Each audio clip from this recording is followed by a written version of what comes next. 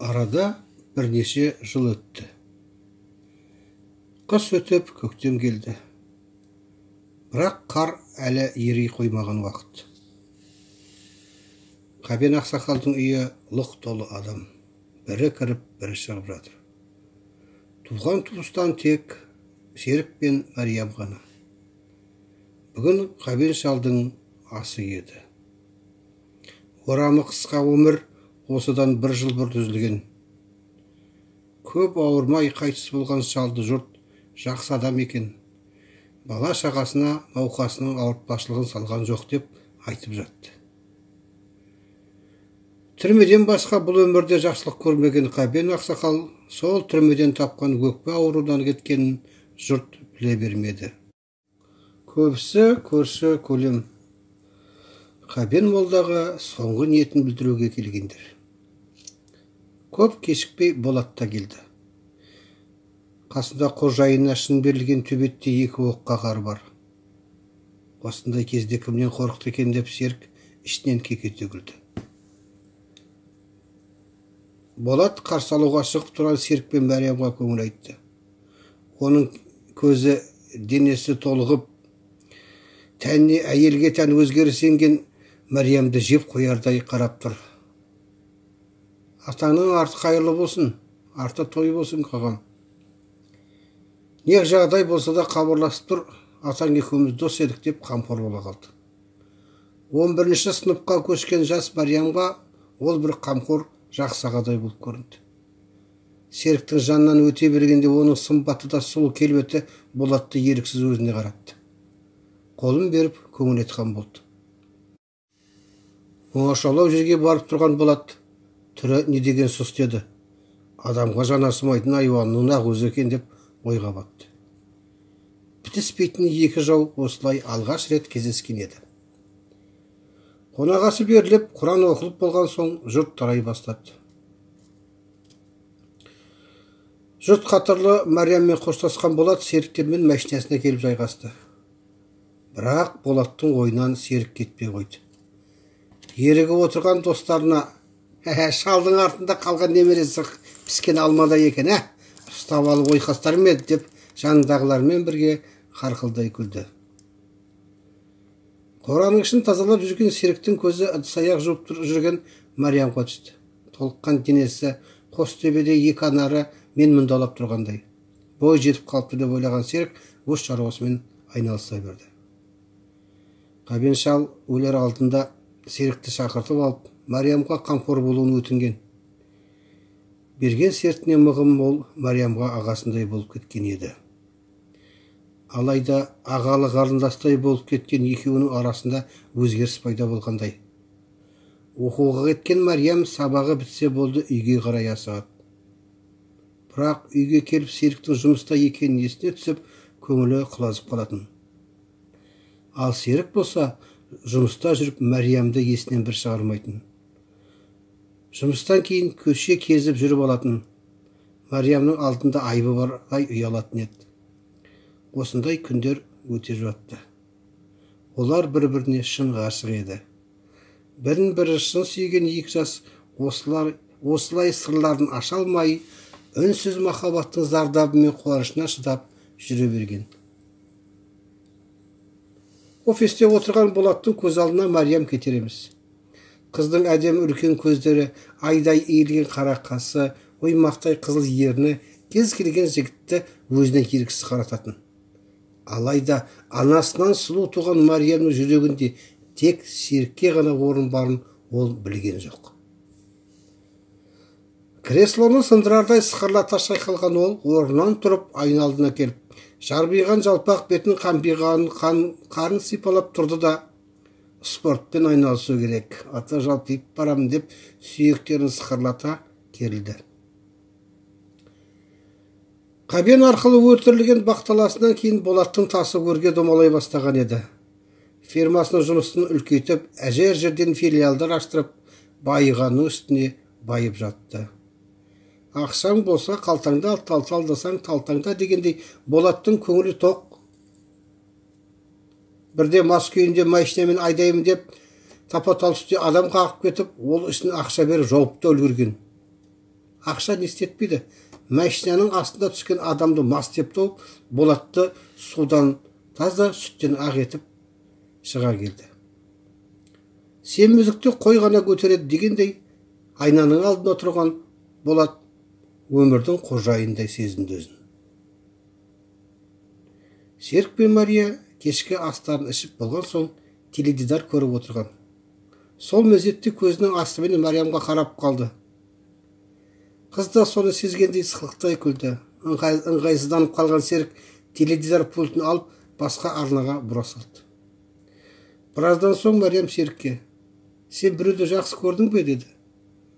Онсыз да ұялып отырған ол қып-қызылдай болып шыға келді. Сәл отырды да: «Білмеймін» деді кінәлі баладай.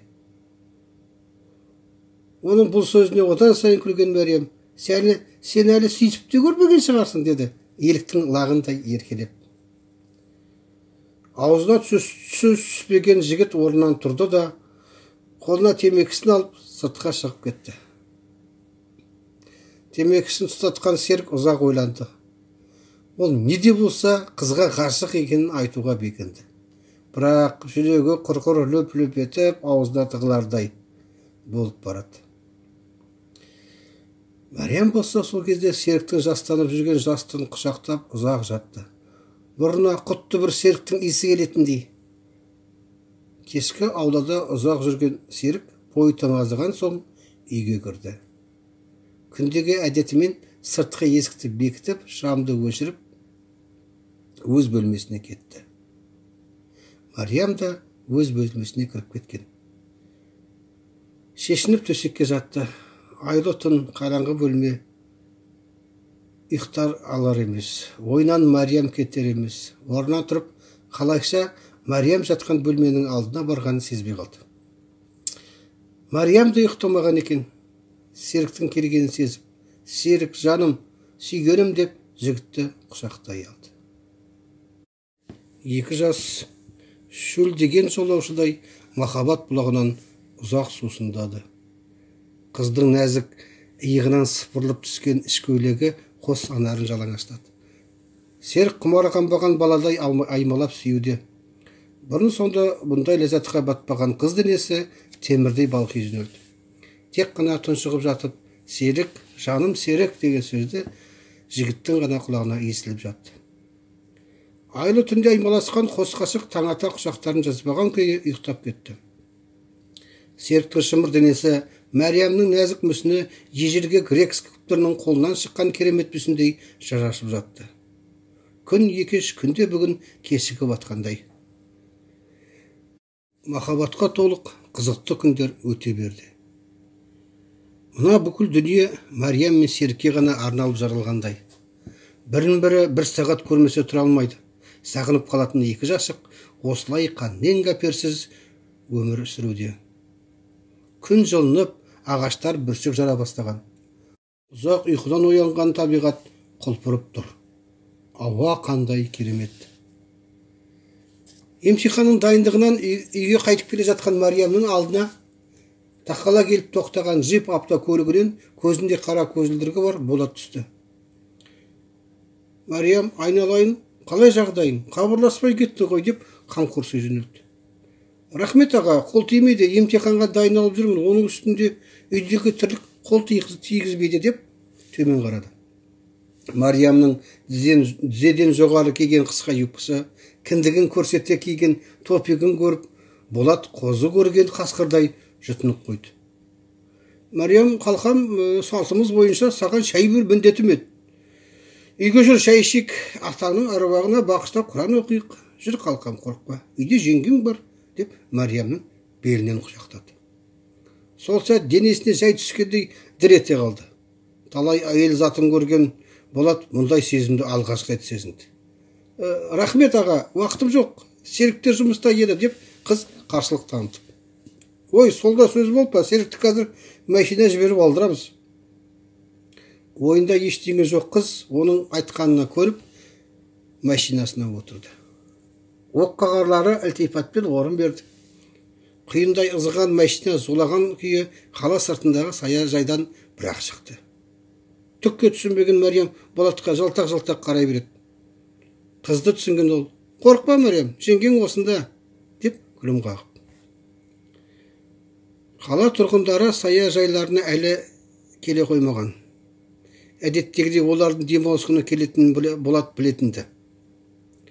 Ол мына 2 қабатты бөреннен салынған үйді орыс жігітінен сатып алған.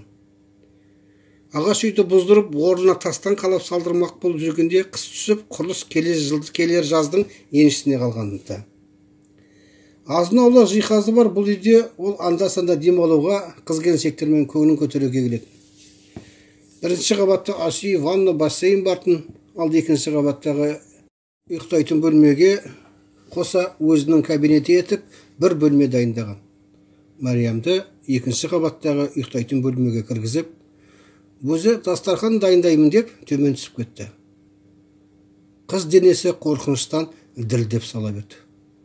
Алданған екенін сезген қыз алас тұрып есікті тартты.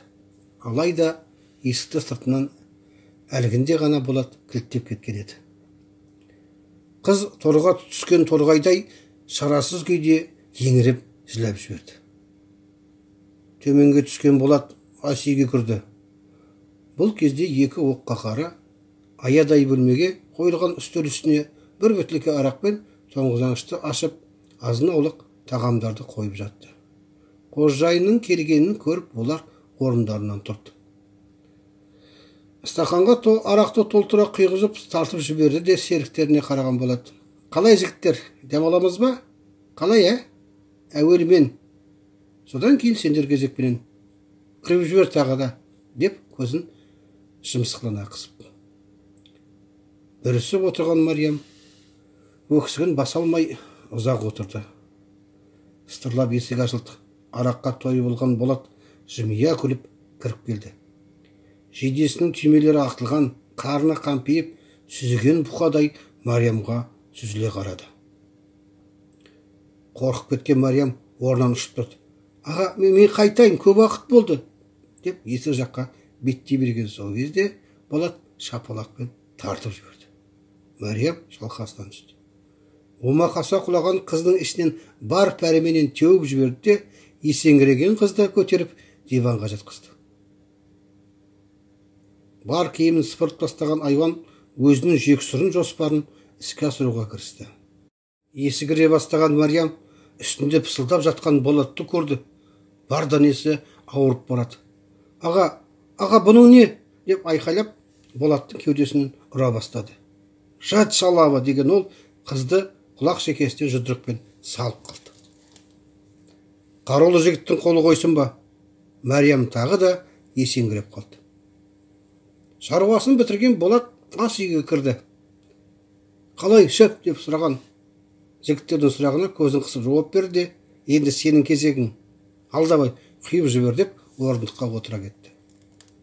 Қожайыннан рұқсат күтіп отырған жігіттің бірі зып етіп шығып кетті. «Сен давай, тездет!» деп серігінің дауысын естіп 2-ші қабатқа көтеріліп кетті. Бет аузы ісіп кеткен Мариямды олар кешкісін үйіне бір көше бой жеткізбей түсіріп кетті. Есінде болсын, егер біреуге айтар болсаң, өз қолыммен өлтіремін деп қорқытты. Есеңгіреген Мариям ымырт үйірлі үйіне сүйретіліп әрең жетті. Есікті ашып ішке құлап түсті. Үстіндегі киімнің сау жері жоқ. Денесі көрген серік жынданып кете жаздады. Мариямды көтеріп төсегіне жатқызып бет-аузын салқын сумен жуды. Есі кірген Мариям серікті көріп еңіреп жіберді. Арада бірнеше күн өтті. Мариямның денсаулығы жақсара бастаған. Қасына келіп отырған серік ашуланған жасыра алмай, «Ол кім?» деп қысқа сұрады. Ұзақ үнсіздіктен кейін Мариям «Болат» деп сіләп жіберді. Орнынан ұшып тұрған серіктің қолына жармасқан Мариям: «Серік, жаным, керек емес, әйтпесе олар бізді өлтіреді. Мен сені ғана сүйемін, сен үшін бәріне көнемін, тек қана қасымда болшы», деп 2 көзі жасқа толып жалынды. «Қой, Мариям, мен ешқайда кетпеймін, қорықпа. Мен де сені сүйемін, бірақ сен үшін бәріне көнем», деп басып айтады. Бірақ Мариям серіктің Болатқа қандай сыйлық тағайындағанын сезген жоқ. Бірнеше күн өткеннен кейін Мариям сауыға бастады. Бетінің көгергені қайтып, сол бір зұлым оқиға ұмытыла бастағандай. Мариям, жаным, мен бүгін жұмыстан кештеу келемін. Қорықпа, жарай ма? Есің бар ғой сенің, деп еркелетіп Мариямның бетінен сүйіп қойды. Орнынан тұрып сарайға бет алды. Түкпірде жасырынған көмбеден ол пакетке оралған заттарын алды. Пакет ішінде жасырылған көп пышақтың ішінен өзі жақсы меңгерген ұзын білектей піспек темірін алып, ауладан шығып кетті. Банық қызметкері болып, Болаттың кеңсесіне телефон салып, Болаттың саяжайда екенін біліп алған. Серікке де керегі осы еді. Қараңғы түсе, саяжайдың сыртынан бақылап тұрған Серік көшеде адамдардың жоғына көз жетті. Болаттың саяжайында қойған музыка әуенінің қаттылығы сонша көшеге естіліп жатты. Көбірлеп сөйлеген еркектердің, әйелдердің сыңғырлап күлгені Серіктің құлағына талып естіліп жатты. Айнала қоршау, дуалға жақындап келген ол, бірақ секіріп аулаға түсті де, мысықша басып үйіне жақын келді. Терезеден ішке көз тастады. Жартылай жалаңаш қыздар мен сүйретіле теңсеген мас еркектер бассейн орналасқан бөлмеге қарап кетіп барады. Ол Болаттың оққағарларын бірден таныды. Бірақ олардың ішінде өзі деген адамы көрінбеді. Неде болса жоғарыда ол деген Серік ақырын ғана есікті ашып ішке енді. Жігіттердің мастығы сонша есікті бекітуді ұмытып кетіпті. Ол айқайлап шыққан музыка әуенінің қасындағы адамдар айқайласа да естілмейді. Осыны пайдаланған Серік арыштанса секіріп баспалдақпен екінші қабатқа көтерілді. Бассейнге түсіп жатқандар ештеңе аңғарғанда жоқ. Іздеген бөлмесінің есігін ашып, Серік Болаттың тырдай жалаңаш төсек үстінде жатқанын көрді. Көзі аударылып, Болат басын көтерді. Серікке ұзақ қараған ол, келдің бе, деді. Оның бұл сөзіне шыдамаған ол жұдырықпен періп жіберді. Қатты соққыдан Болат есеңгіреп қалған. Сәл уақыттан соң есін жиып, сен мені ұрдың ба, ей, сүбелек, сен менің кім екенімді білесің бе, мен сені деп тұтығып қалды. Сен өліксің, деді Серік түсін суытып. Есін жинаған Болат Серіктің ойнап тұрмағанына, оның қазір өлетініне көз жетті. Братан, саған не болды? Сол бір қаншық үшін бе?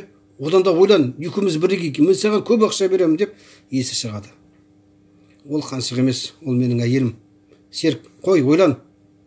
Ана тартпаны ішінде ақшаның бәрі сенікі, тек маған тимесе, деді өлімсіреп. Серік жайлап барып тапаншаны ашып көріп еді, расында қағазға оралған қомақты ақшаны көрді. Сен неге өмірімді сонша аз ақшаға бағалайсың, деді Болатқа тесіле қарады. Дәл осы кезде Серіктің табанының жалауға дайын тұрған Болат, мен тағы берем, бәрі сенікі, тек өлтірмеші, деді жалына. Осы кезде бірінші қабаттағы жігіттердің қарқылдай күйілген дауысы естілді. Сақтықта қорлық жоқ дегенді үнемі жадынан тастамайтын Серік дереу сұқ саусағын аузына апарып Болатқа дымыңды шығарма деп белгі берді.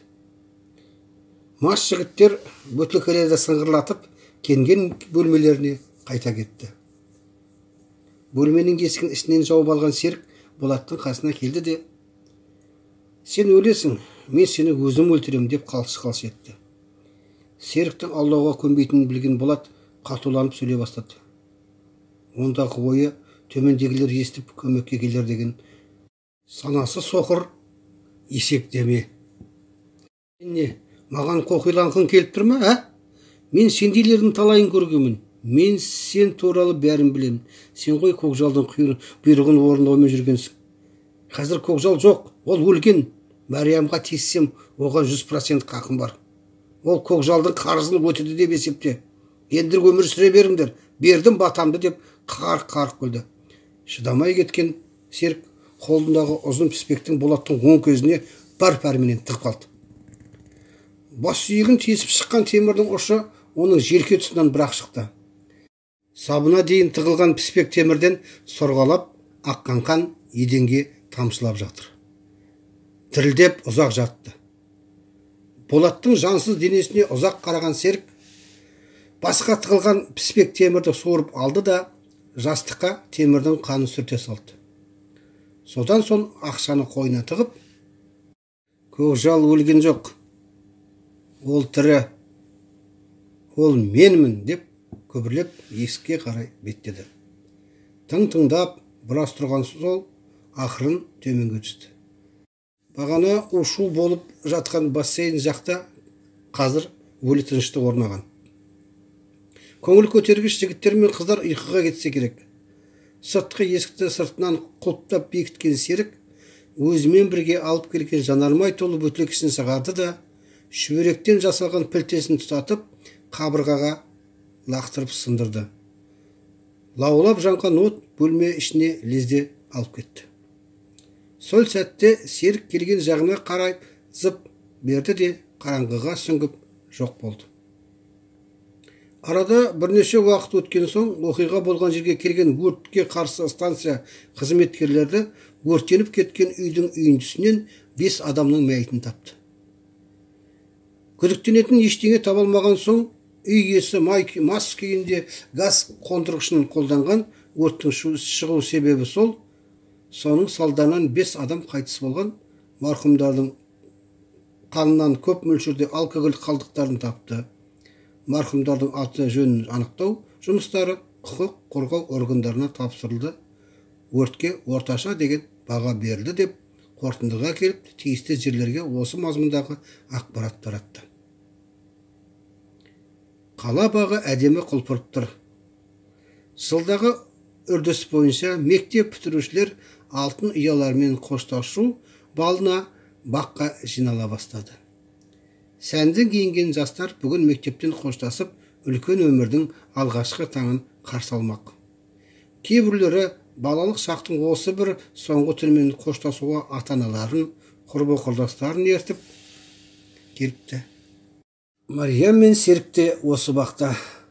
Мариям ерекше құлпырып кеткен. Серікті қолтықтап алып, әр нәрсені айтып, бақта қыдырып жүр. Екеуінен басқа жан жоқтай секілді.